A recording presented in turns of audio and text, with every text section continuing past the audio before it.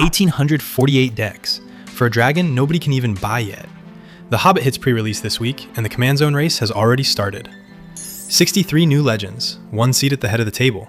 We're counting them down, from the legends better left in the 99, all the way up to the one deck to build first. Real data, real prices, and one warning you will want to hear before Friday night. First, 30 seconds of setup, because this set is secretly two sets. The main set, the Hobbit, is standard legal and carries 48 legendary creatures. Next to it sits the Hobbit Eternal, 158 cards that skip standard entirely and go straight to Commander and Legacy. 15 more new legends live there, and some of the best ones. There are no Commander precons this time. If you want a Hobbit deck, you are building it yourself. Which is exactly why a ranking helps. Our method is simple. EDHREC counts the brews, we verify every rules text against Oracle data, our combo engine checks the famous lines, and prices are paper asks from August 6th. Nobody has actually shuffled these decks yet, so treat the numbers as a hype meter with receipts. And one framing note, we rank the main set and the Eternal set together, because your Command Zone does not care about set codes. The countdown starts at the bottom, with the legends better left inside the 99. The Master of Laketown mills everyone who loses life. The Queen of Dale recruits off enemy spells. Thorin Mountain King is a one-shot equipment cannon. Dwalin hones the swords themselves. And the third, Smaug, taxes your life for cards. All of them buildable, all of them better as support. Mountain King is the collector trap of the set. $32, mythic, and 131 decks. And yes, Sauron and Tom Bombadil are excellent commanders, but they are 2023 reprints. They do not get to win a Hobbit ranking, though they are the bar it gets measured against. Magic's first Tolkien set left permanent marks on this format, and the One Ring still sits in nearly a quarter of competitive lists 3 years later.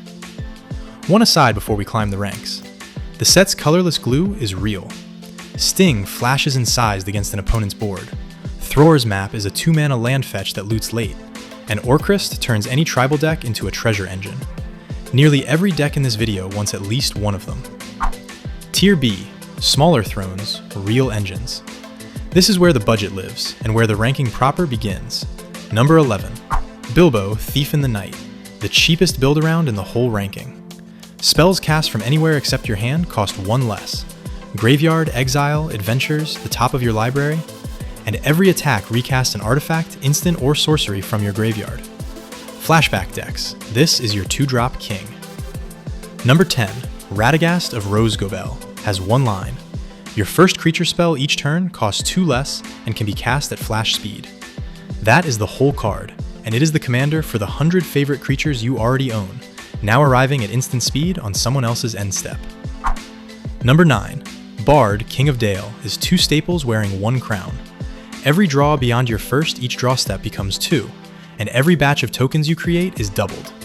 He is not a theme, he is an amplifier for whatever deck you already like. If you are torn between the two, Bard rewards decks that already generate cards and tokens. He multiplies what works.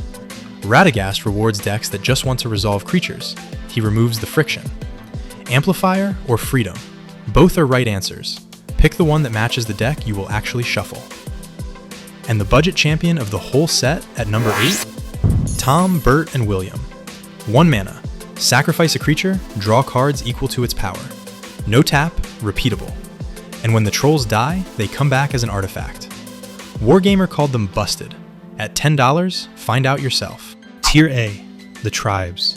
Bears, dwarves, goblins, and a wizard who parties. Number 7, Gandalf, party guest. Got buried by the reviewers and built anyway. 856 decks. Every combat, you may cast a free instant or sorcery from your hand, up to twice your legendary wizard count and mana value. 2 wizards on board, a free 4-drop every single turn. Number 6, the Great Goblin, is the sleeper. Any counter placed on one of your goblins, orcs, or armies pings an opponent for 2, and every one of them that dies exiles you a card you may play. And note the wording, you may play that card until the end of your next turn, lands included. Even dead goblins fix your mana. Aristocrats card advantage stapled to burn, for about $10. Krenko fills the board, Amass fills the counters, and 1 spicy line. Tainted Strike turns those pings into poison. Your pod falls for that exactly once. Number 5 is the creator's darling, Thorin, king of Durin's folk. Every dwarf that enters makes a treasure, and the whole company grows with every artifact token you control. The builders are cooler on it, 809 decks, 6th place. But the deck costs $10, the full company is printed around him, and Orcrist pays out a treasure per dwarf when it connects. If any deck climbs this chart by September, it's this one. Number 4, Bjorn the Fierce, finally makes Bear Tribal a real deck, by cheating. At the start of combat, he makes any creature a bear and gives it a trample counter, and with 3 bears out, you draw 2 cards. The draw clause is the sleeper half. Bjorn himself is a bear, the converted attacker is a bear, 1 more real bear anywhere on your curve, and you are drawing 2 cards every combat. Lord, Converter, and Draw Engine on 1/6/6. Tier S. An Elf King and 2 dragons, ending on the card the whole set is named for. Number 3 is not from the main set. Smaug the Impenetrable. 7 mana, an 8/7 with flying, haste, and crucially, indestructible. Every point of non-combat damage he takes becomes that many treasures. You are not protecting this dragon. You are setting him on fire on purpose. Point Blasphemous Act at your own board. 13 damage, the table wipes, Smaug shrugs and banks 13 treasures. Brash Taunter tells the same joke from the other side. It's the funniest deck in the set, the first time. Number 2 is the quiet best buy of the whole set. Thranduil the Elven King. Read the fine print with me. All activated abilities of all elf cards in your graveyard. Your dead mana elves keep working from the bin, and every legendary elf you play draws 2 cards and discards 1. That discard is not a tax, it is how you stock the toolbox. A Priest of Titania in the graveyard means Thranduil taps for a forest of mana. Elvish Archdruid does the same job, and that one is reprinted inside the Eternal set itself. Even the fair cards get silly. An Immaculate Magistrate in the bin lets Thranduil hand out elf-sized counterpiles every single turn. 20 years of elf printings just became one toolbox behind a $19 commander.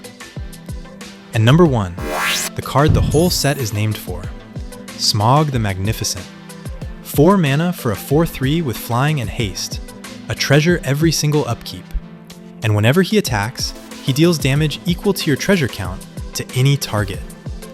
The dragon ramps himself, then turns the horde into reach. The shell already exists in every red binder.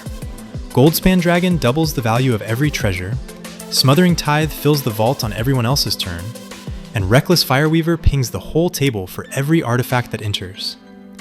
The honest weakness? The damage only fires when Smaug attacks. Protect him, or the horde is just mana. One rules note that wins games. The trigger counts your treasures when it resolves, not when he attacks. So swing, let the trigger sit on the stack, and make more treasures in response. Every single one adds a point of damage. Just don't crack them for mana first, or the fireball shrinks with the horde. Now the warning. Every review mentions the infinite lines, so we ran them through the engine. With Devoted Druid and Immaculate Magistrate in the graveyard, Thranduil owns both abilities at once. Untap him for a -1 counter, tap for elf-scaled counters, repeat. Infinite green mana, infinitely large elves. Our engine confirms it as a real and popular line. MTG Rocks even crowned the impenetrable Smaug the set's best commander, because of exactly this next line. Same story in Black-Red. Every Pyrohemia activation hits Smaug too, and Smaug pays you a treasure per point. The treasures fund the next activation. Near infinite damage to every creature and every player, while your dragon stands in the fire. Here is the part that matters for Friday. We fed both packages into our bracket fit model, and each one comes back bracket 3. The moment the combo goes in, it is by definition no longer a bracket 2 deck. Your table said 2 to 3? Build the dragons, build the elves, and leave these 4 cards in the binder. And if your table plays bracket 4, ignore everything I just said and jam both packages. Brackets are a contract, not a law. The trap is only a trap when nobody agreed to it. Receipts time. What the data actually says 1 week before release. The board tells the story. Dragons on top, the Elf King right behind, and the 2 late risers, Gandalf and Bjorn, tied. Thorin sits 6th today, but slow burn tribal always starts slow. That is the row to watch when the real games begin in September. And remember what the cheap half of this chart costs. These counts measure hype, not quality. And the competitive corner. Across nearly 28,000 competitive lists from the last 3 months, exactly 0 new Hobbit cards have shown up. Only the reprints play, Mox Amber and the One Ring. My watch list for that to change, Sting and Thror's map. Cheap colorless utility is exactly the shape that eventually sneaks into those lists. But today, this set is a casual story, and that is fine. Price and popularity barely correlate. The third most built commander of the set costs $19. 3 complete engines cost a booster box's worth of pocket change. The expensive cards are collector prices. Your pod will not feel the difference. So, which legend gets your command zone? Want the table to get it instantly? Smaug the Magnificent. Want the best deck per dollar? Thranduil, and mind the bracket.